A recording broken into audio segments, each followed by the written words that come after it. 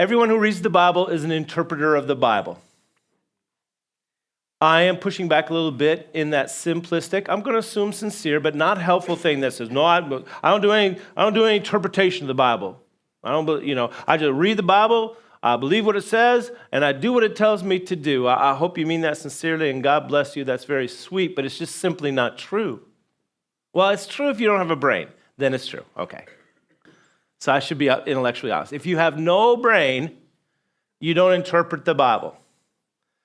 But if you do have a brain, as soon as you read any kind of words, this incredible thing between our ears immediately grasps those words and seeks to understand and comprehend them. Thank goodness. I think that's awesome. I think that's great. So everyone who reads the Bible interprets the Bible. It's irresistible and unavoidable. So the issue when it comes to the Bible is this. You're a biblical interpreter. You're either a good one or a lousy one. Okay? You're either a good one or a lousy one or somewhere in the growth process towards starting to interpret the Bible to doing it better. What is the difference between the lousy interpreters and the good interpreters? One thing, how much you work at it. That's it.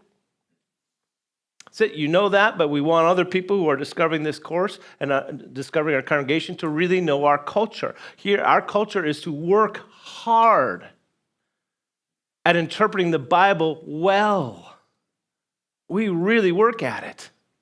And the fact that you are here to do it, the fact that you are watching or listening so that you can do it better gives me tremendous hope. I have hope for the future of the church when I see the best and the brightest people working hard to become better biblical interpreters. It's always been important. It's always been needed. And in every generation, I suppose we always say that. And it's more important than ever. I don't know if it's more important than ever, but I know it's pretty important today. To be in God's Word, reading God's Word, hearing God's Word, and interpreting God's Word very, very well. So thank you so much for strengthening the cause, more than I think any of us probably realize, in being here to learn how to continue to be a better and better and better biblical interpreter. Our session, which is session 2 out of 5 in this series called Tough Sayings of the Bible, our session today is going to take us into Deuteronomy 20, which is then going to launch us back into Genesis a little bit, and then we're going to do Deuteronomy 7 a little bit, but it's all based out of Deuteronomy 20. And this session in particular is called The Scary God. The Scary God. So if you're trying to find this online or through our media or whatever, look for session 2 out of 5, Tough Sayings. Session 2 is called The Scary God. If you have ever thought to yourself that the God of the Old Testament is a very different deity than the God of the New Testament, if you've ever thought that to yourself, good for you. Good for you. That shows that you are trying to begin to put your arms around the vast content of the Bible. 66 different unique books. It's a lot. And if you've ever read enough of it to have wondered, it just seems like the God of the Old Testament is just very different than the God of the New Testament, I thank you. I congratulate you. That shows that you have seriously engaged in trying to grasp the content of those 66 books. I just want you to know that if you've ever thought that, you're in good company.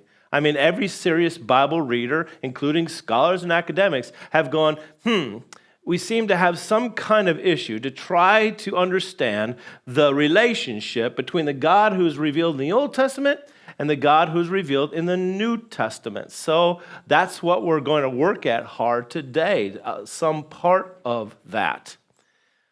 However, we can't settle for that. We cannot bifurcate the God of the Old Testament to the New Testament. That's a disaster, and ultimately, it's a heresy. We don't mean to be heretics. We're just trying to understand. There's a lot of complexity in here, but ultimately, we have to reconcile the God of the Old Testament and the God of the New Testament. To not do that is a heresy called Marcionism.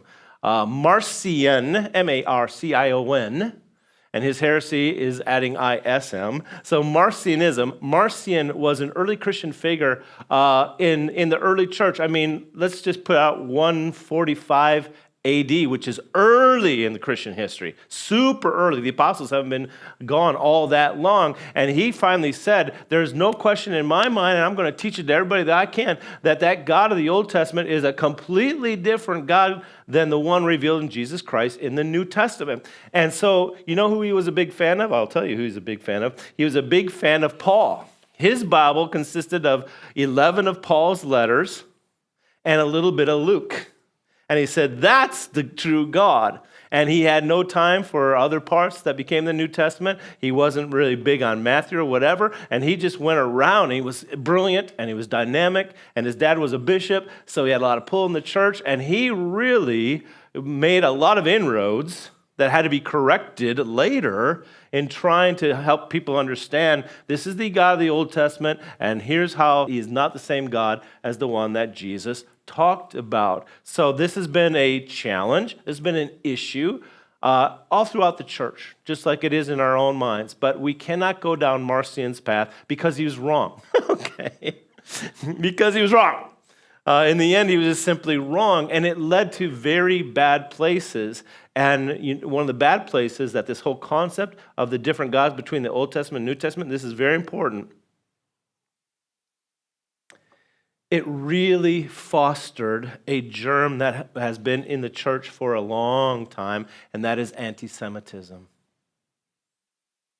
Dismiss the God of the Old Testament, and then what's your next move? You dismiss the people of the God of the Old Testament. Who are those people? They're Jews. And all the way up to the Nazi regime, they appealed to Marcionism that says, you see, you can be a good Christian and hate Jews because their God of the Old Testament was a miserable being. See how pernicious all this stuff is? And that is why we're going to hit the reality that some stuff in the Old Testament shakes us a little bit to understand why that God and what that God says is the God that we know in Jesus Christ. So we have to do this. This today is always important work, but this particularly is very important work, and we are going to do our best. Finally, in the introduction, I want to just point out that it's all the Bible, right? But some parts of the Bible seem more Bible than others. If you've ever thought that, good for you. Good for you. It means you're trying to wrestle with the whole content of the vast library that is the Bible. It's perfectly okay to have had that thought, that it's all the Bible, but some Bible is more Bible than other parts of the Bible. We call that the Bible within the Bible approach. And by the way, we all do that. And that's okay too. As long as we discipline ourselves to study, it's okay to just be a regular person, and we all do Bible within the Bible. We have parts that we read more, and we have parts that we read less, and we have our reasons for doing that, and we have some parts we don't read at all. That's not good enough, but we're trying to be better than that, but that's just how it is, okay? And then finally, the Bible proves, listen to this, the Bible proves that it is a divinely inspired book. It is God-breathed in many ways. It is self-evident that the Bible is inspired by God.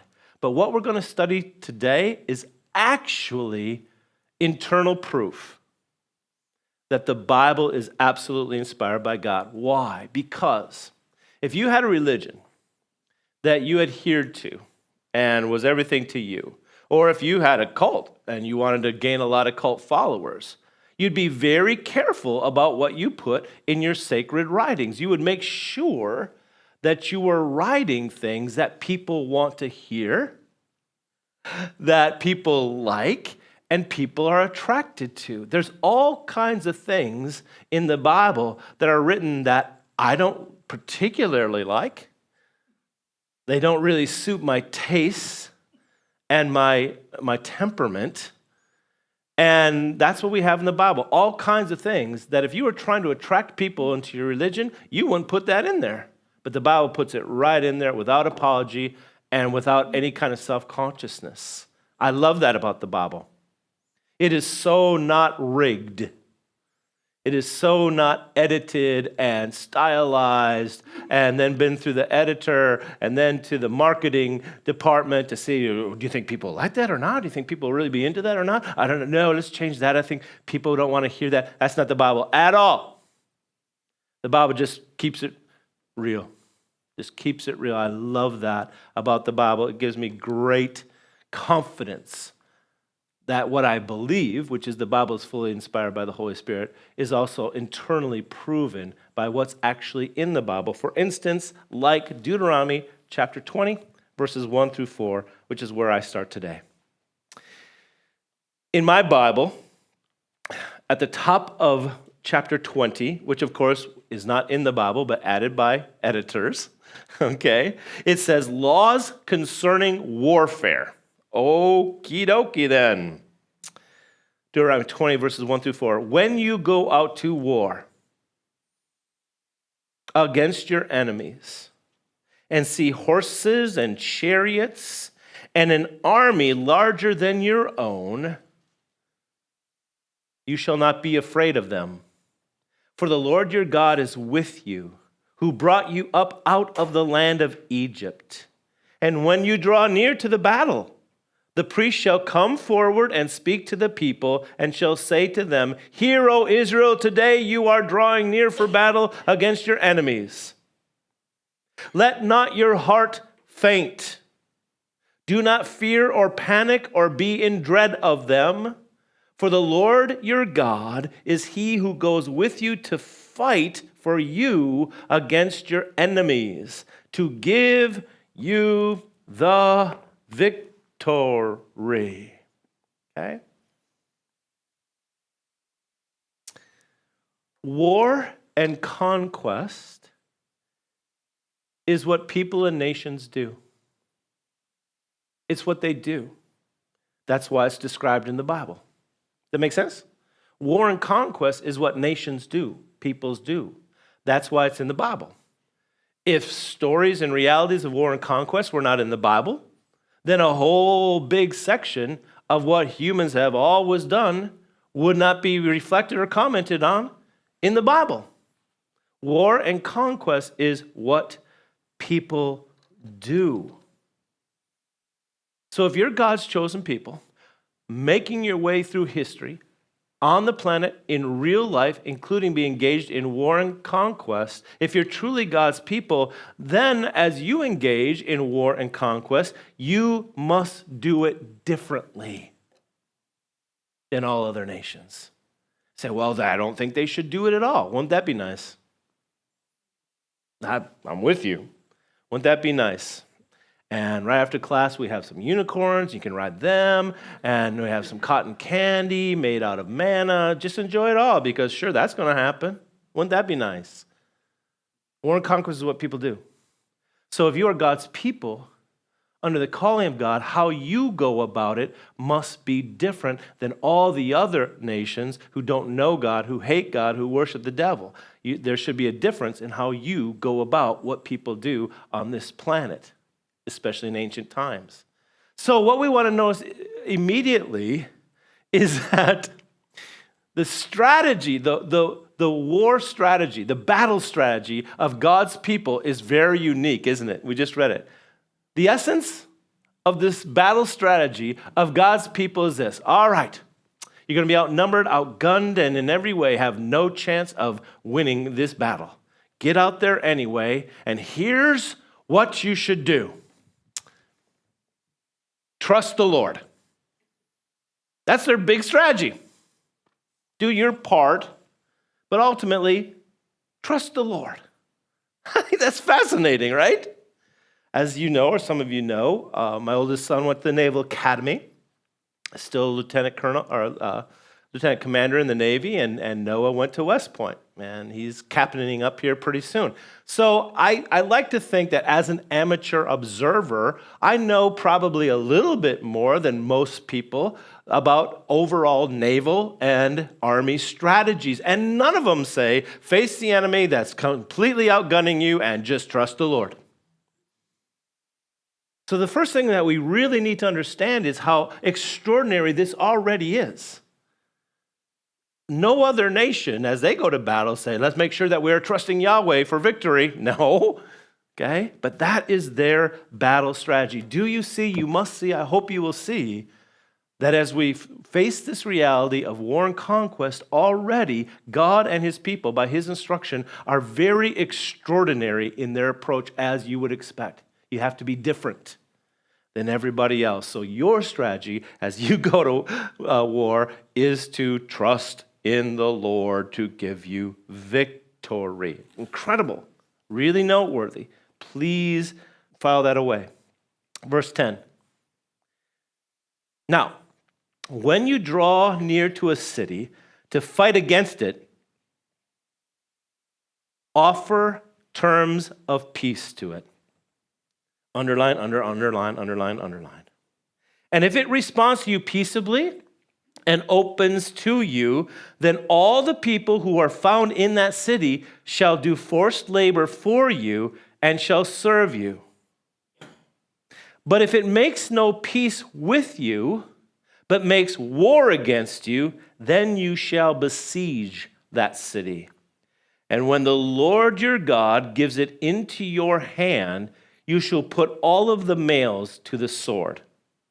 But the women and the little ones, the livestock, and everything else in the city, all of its spoil, you shall take as plunder for yourselves.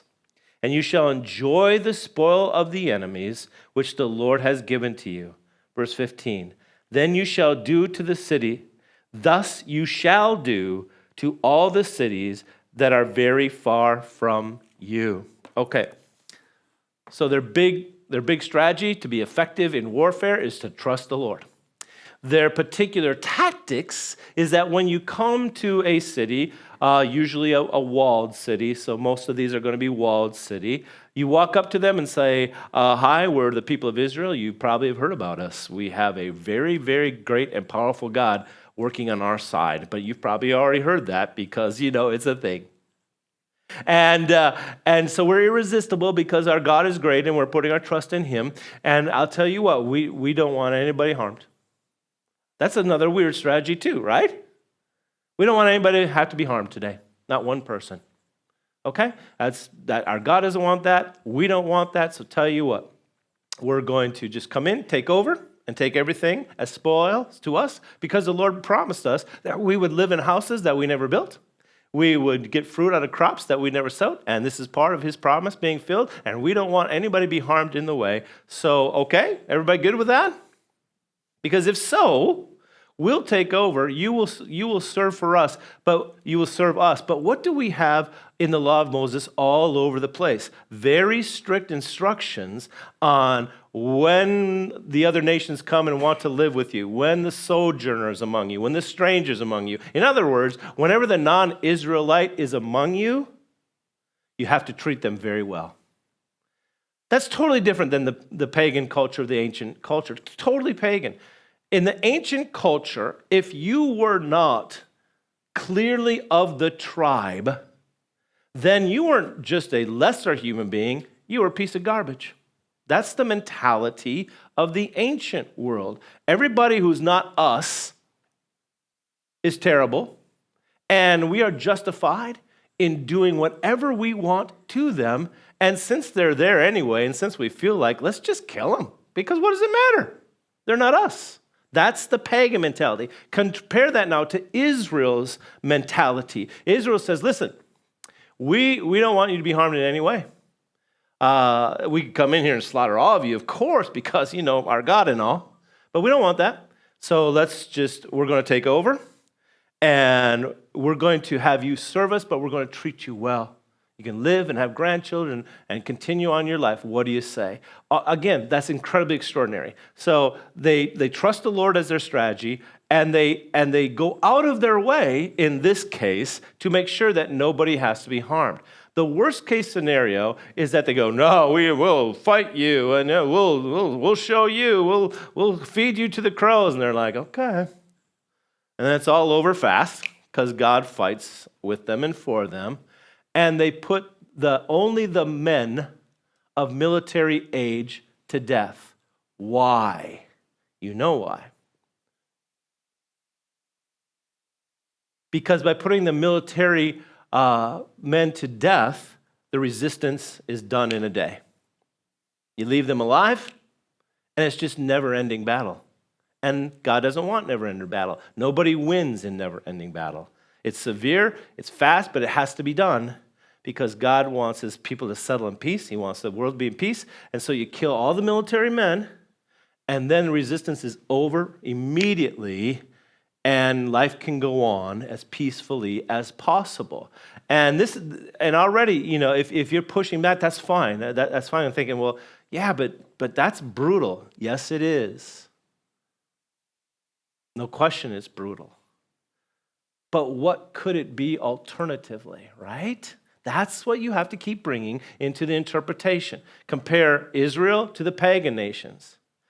All the pagan nations, as soon as they got in there and as soon as they had clearly conquered militarily, what would they have done? They would have raped people to death. They would have raped all the women to death.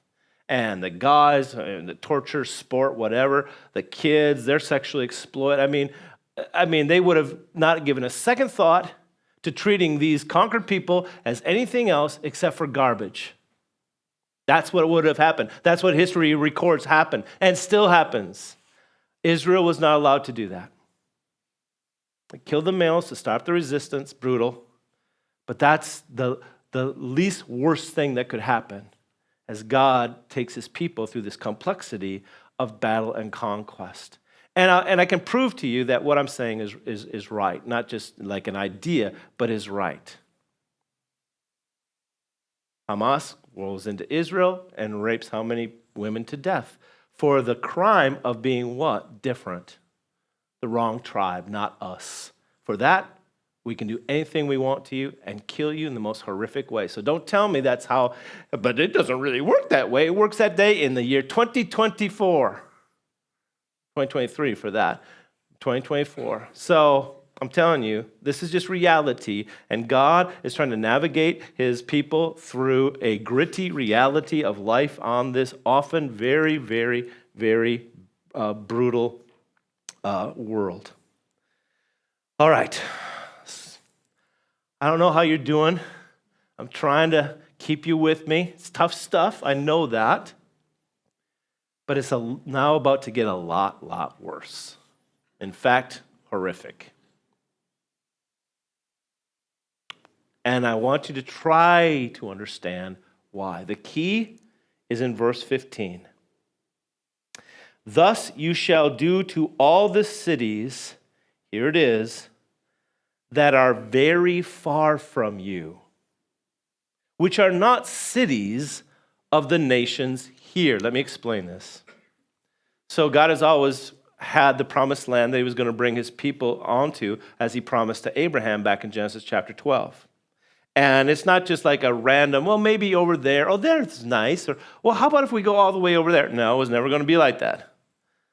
He was going to bring Abraham to the land that Abraham's descendants to the land that he promised Abraham. And when he promised it to Abraham, he said, look around you. This is the land that you'll have someday. And so while they moved towards that land, while they had to engage in military conquest and all kinds of different complicated negotiations and realities, some of the nations and the cities that they came upon were kind of off the path because it was a big job to get onto their land. So every now and then they'd be kind of way off the path, and they would come to a city. And the Lord said, here's how to treat those cities. Because you're not going to deal with those people. Once I settle you in your land, they're going to be so far away from you, you don't even have to worry about them. You don't have to think about them. They're not going to be relevant to your life going forward. Okay? So that's why you can treat them like this. Be as merciful as you can possibly be. These people are not going to be bothering you in the future, so be merciful as you can be. And now, with that in mind, we have this. Verse 16. But it's usually always going to be tough when it starts with that word. It was all going so well, or at least reasonably, right?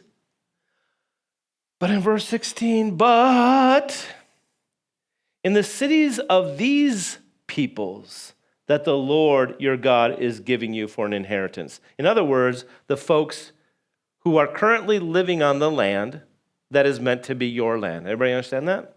That's what he's talking about. But when it comes to the cities, these people that are living on the land that is meant to be your land, the land that the Lord is giving you for an inheritance, you shall save alive nothing that breathes. But you shall devote them to complete destruction.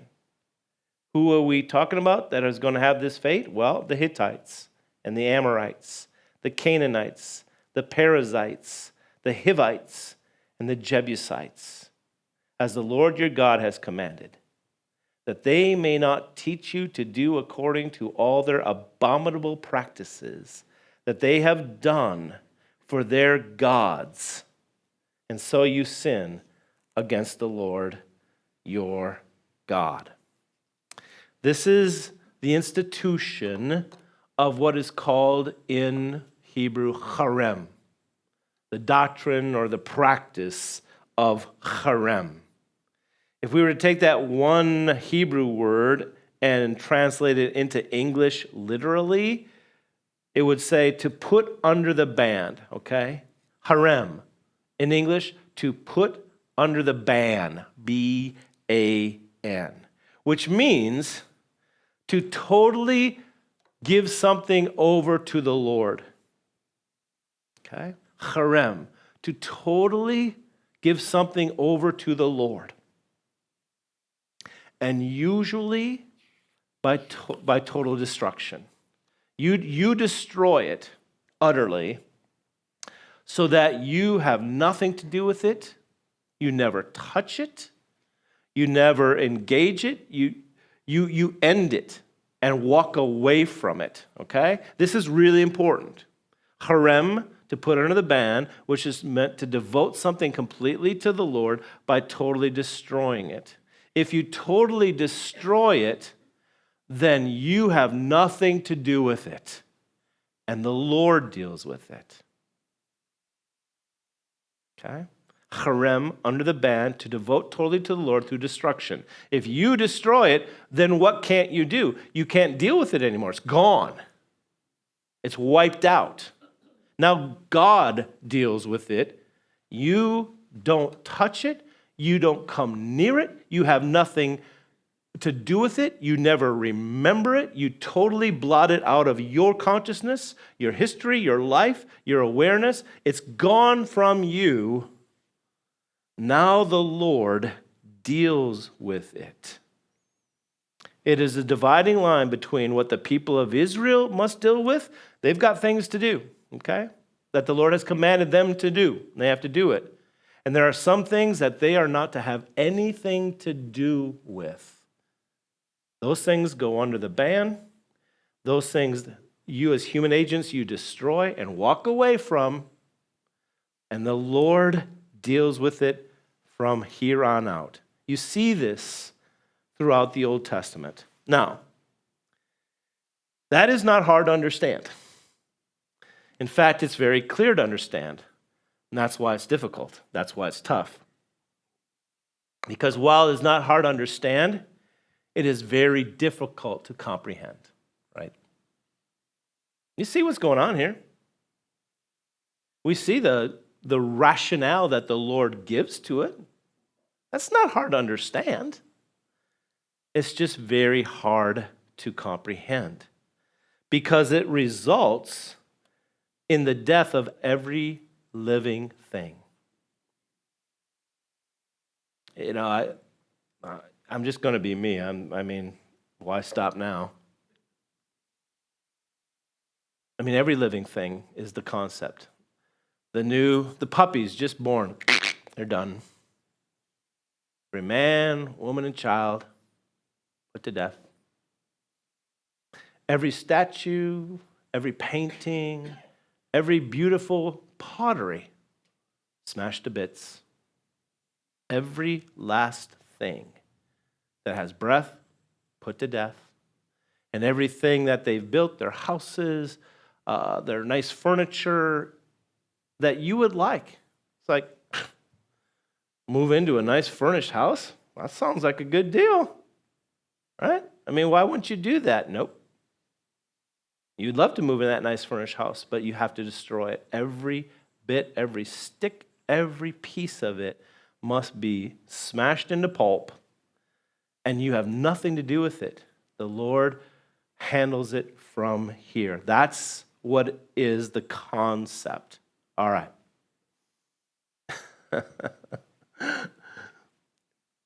What is this all about in the mind of God? To try to come into the mind of God is a frightening thing and usually not a good idea, because you don't really want to know the full counsel of the mind of God. Because as a small, very mortal, and very limited being, to even have a half a second before the entire counsel of God would fry your circuit so bad, and either just you'd fall dead in the awe and amazement of it, or just want to end yourself because it would just be too much. It would just be too much.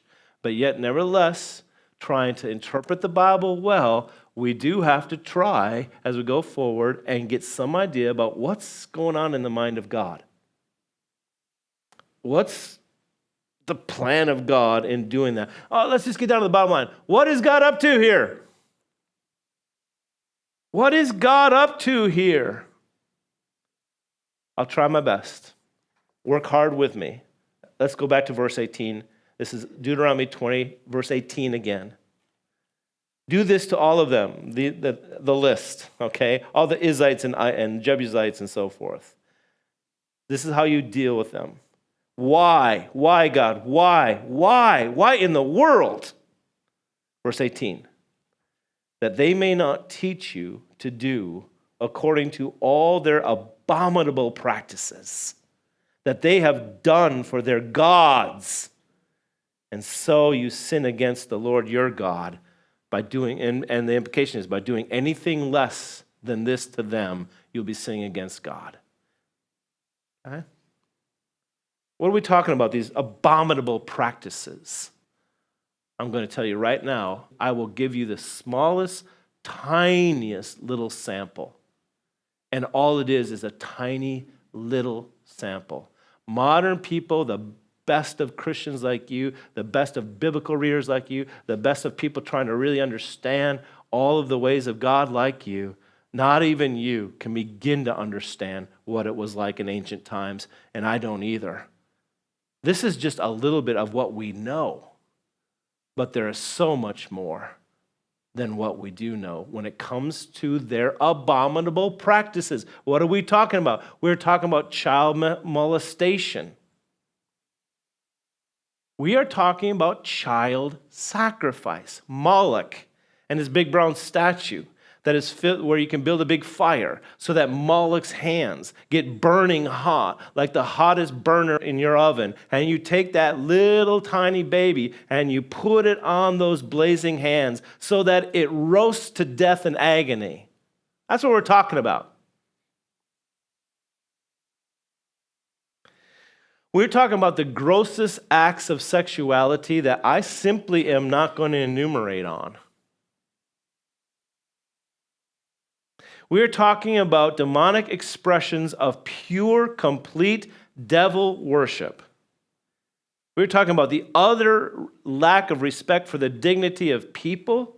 Don't even get me started on how women are treated. And the utter slaughter and and brutality against all people that were not a part of your tribe. And you say, well, that's horrible. But that's what, people who have cut themselves off from God are capable of doing. You're absolutely right. You're absolutely right. So that's what they're capable of doing. But here's how it's worse. It's bad enough on its face, right? But here is how it's worse. You have to understand this, please. They did all those things because their pagan religion urged and authorized them to do all those things. As they are practicing temple prostitution of every type, as they are placing that little baby in the hands of Moloch to be roasted to death, they are saying, this is a wonderful thing to do. It pleases our God. And that is nothing less than pure, demonic, devil, following the devil, worshiping the devil, pleasing the devil, and being totally under the power of the evil one. See, it's bad enough that they did it, but they did it and felt great about it. Their friends said, you sacrificed your baby to Moloch? Oh, you're so pious. I wish I had faith like you. You understand that? That's paganism. It's not just doing dark deeds.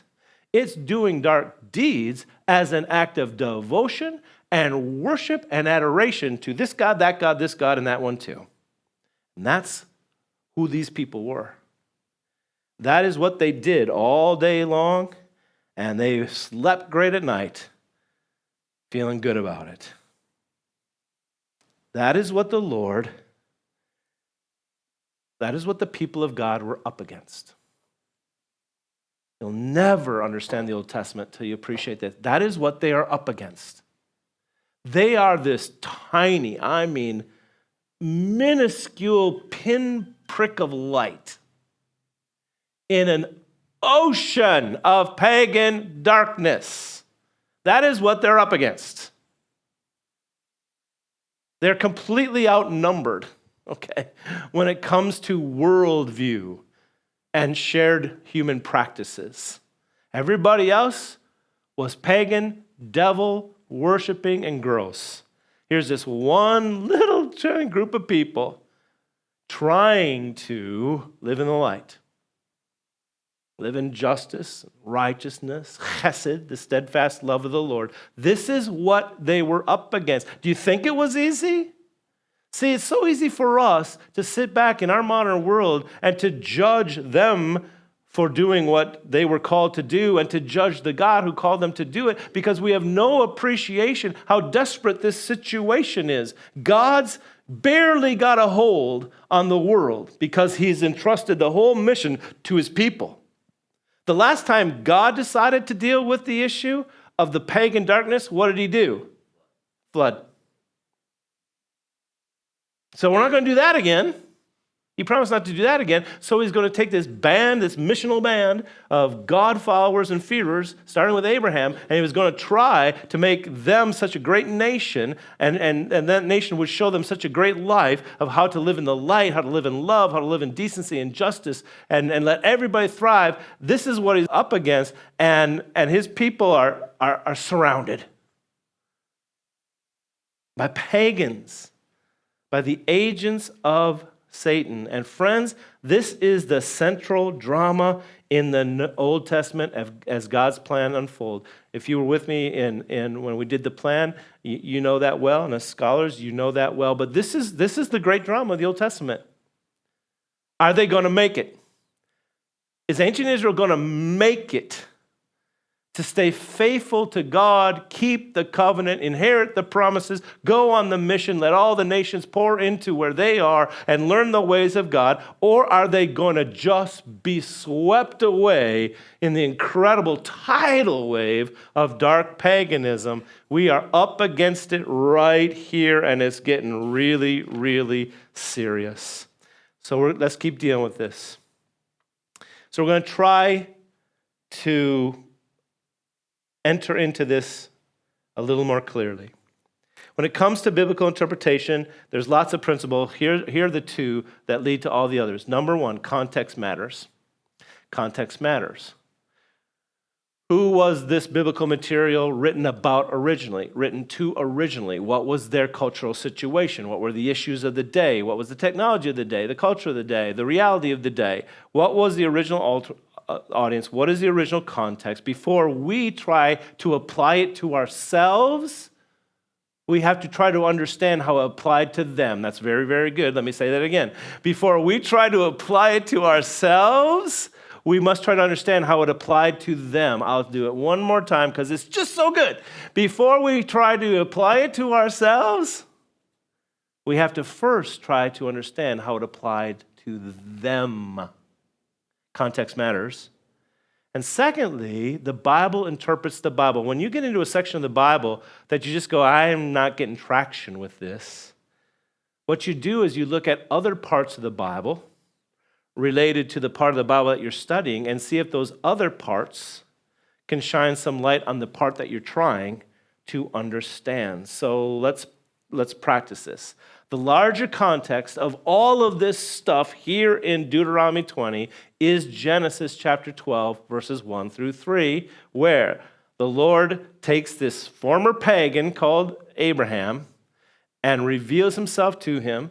He has faith in God, the one true and living God, and he says, Abraham, you're my guy. I'm delighted in your willingness to step out of pagan idolatry, pagan lifestyle, pagan worldview, and you're willing to go it alone and to know me like no one else does and to love me like no one else does. And so, Abraham, here's what I'm going to do. I'm going to bless you. I'm going to give you an offspring. You and Sarah are going to have a baby, even though you're really old. Miracle baby, Isaac. And your descendants are going to be my missionaries to this dark world, showing them a better way and the light of my justice and love and righteousness. And Abraham, for that, you got to have a home base, and I'm going to give you a land, Abraham. You're going to have a land. That's the context here. So off we go. We start reading the Bible. And we got Moses, and then now Joshua, and now from the wilderness, heading towards their promised land. And here's what we learn as we keep on reading. It turns out that it is a tremendous struggle to turn the world back to God. Turns out it's a really hard job. They're grinding here. All they have been doing is grinding. Okay? They got delivered from Egypt, and that was like this brief shining moment of happy. And then it got hard. They're marching towards, and they fell into idolatry, and they messed up. I mean, it's just hard, and then it just gets harder. Turns out it's a really hard job to turn the world back to God because the world's really happy to have nothing to do with God and prefer Satan. Hello? Does that help you understand some things that are going on today? And sometimes this march towards God's plan and the rescue of the world, sometimes, you know what, y'all? It's a bloody mess. We must see how evil is so that we can be totally dedicated to living goodness and sharing goodness. And we better just put our strap in and get ready because it's going to be hard. This world doesn't want to turn back to God, and Satan doesn't want to let it go. So, Deuteronomy 7. When the Lord your God brings you into the land that you are entering to take possession of it and clears away many nations before you, the Hittites, Girgashites, Amorites, Canaanites, Perizzites, Hivites, Jebusites, 7 nations, more numerous and mightier than you are. Verse 2, and when the Lord your God gives them over to you and you defeat them, because I'm with you, so that you're going to, then you must devote them to complete destruction. You shall make no covenant with them, show no mercy to them. You shall not intermarry with them, giving your daughters to their sons or taking their daughters for your sons, for they would turn away your sons from following me. They would turn away your sons to serve other gods. Then the anger of the Lord would be kindled against you, and he would destroy you quickly. But thus shall you deal with them. You shall break down their altars and dash in pieces their pillars and chop down their asherim and burn their carved images with fire. For you are a people holy to the Lord your God. The Lord your God has chosen you to be a people for his treasured possession out of all the peoples who are on the face of the earth. The key verse is verse 6. For you are a people holy to the Lord your God. The Lord your God has chosen you to be a people for his treasured possession. Out of all the peoples who are on the face of the earth, he chose you. What does it mean that God is holy? Lots of things. We're going to do this in a new sermon series soon. But for our context today, it means that the one true and living God, the God of Israel, Abraham, Isaac, and Jacob, is completely different than all the pagan gods in every way. He is nothing like them. In fact, he's the complete opposite of them. They're cruel, he's loving. They love slaughter. He loves life. They debauch their bodies. The Lord wants your body to be an agent of worship to him. So there's a control of your body so that can continue to be an agent of God's worship. And on and on and on it goes. God is holy. He's completely other and utterly the opposite of and completely distinct from all the pagan gods. What does it mean that Israel is holy? It means that unlike all the rest of the world who's into their debauchery and their devil worship, they are set aside to worship the Lord and to follow his ways. Okay? They have to be different. There's no reason for Israel if it's not going to be different. There's no reason for the descendants of Abraham and Isaac if they're going to be just like everybody else. Why? Because then everything stays the way it is. I'm trying to make a rational case here. How am I doing? They have to be different. Because if they're not, what's the point? Then nobody will ever see that there's an alternative. You don't have to worship the devil. You don't have to live in disgusting, dehumanized, worst, grossest kind of debauchery. There's a better God because there's one true God, and unlike these, no gods. And there is a better way, and it's love and neighborliness and commerce and thriving and art and music and beauty and everything else. If they're not going to be any different than anybody else, there's no reason for them. And a preacher might stop here and say, if the church isn't going to be different from everybody else, there's no reason for the church. Then everything just stays the same. Are you getting that there's something maybe to this that makes some kind of sense? Harem had a twofold purpose. Bring God's judgment on the peoples who richly deserved it. The Jebusites, Hivites, and everything else, they deserved everything they got from God and more. Cannot God be just? Cannot God be good? Then a just, good God must bring right judgment to deserving people. Is an idea? And the second reason for Harem is to preserve and protect his people from being absorbed into paganism. That is why these nations and everything about them and everything around them had to be put away, because their proximity to ancient Israel would influence them negatively. And if ancient Israel was compromised, the plan of God would fail. Harem was a tragic and brutal necessity. That's my premise. For the reasons I tried to give today. It was a tragic and brutal necessity. So much was at stake that this is what was necessary. Would you be interested in knowing that Israel never practiced it one time? There's no record of in the Bible of them ever doing this to anybody. That's interesting. There's no record in the Bible of them actually carrying this out ever one time. So as we kind of begin to wrap up, was it never God's intent to have his people slaughter all living things? Never happened. So was it never God's intent to actually have this done? I think that's a possibility. While the rainbow promises that the world will never be slaughtered and ended by water, it also infers that God really isn't the kind of God that takes any pleasure in ending all things. Okay? As we read the Bible, all of the Bible, the Lord judges, for sure, sometimes severely as needed. But he does, in the end, give mercy and a chance to repent. So, is Harem the total destruction, not just of all people, but everything that has breath, and then everything material? Is it all some kind of ultimate lesson? To warn God's people throughout all time and ages, to warn God's people against the danger of compromise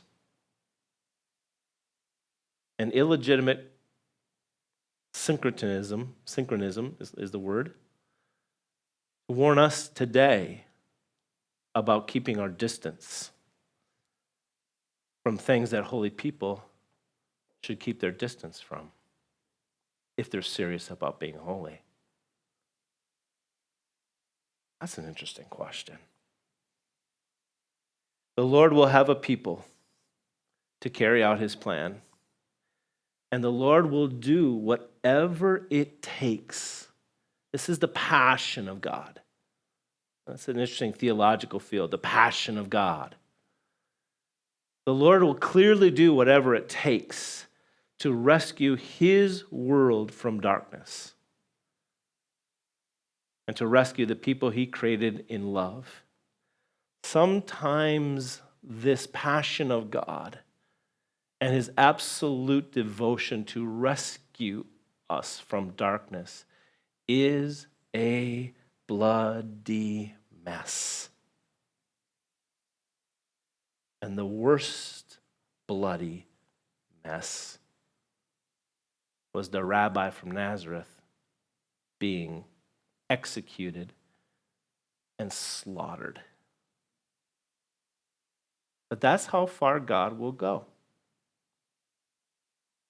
to rescue the world, to rescue us from darkness. He is a jealous God. But so many people don't understand what that means.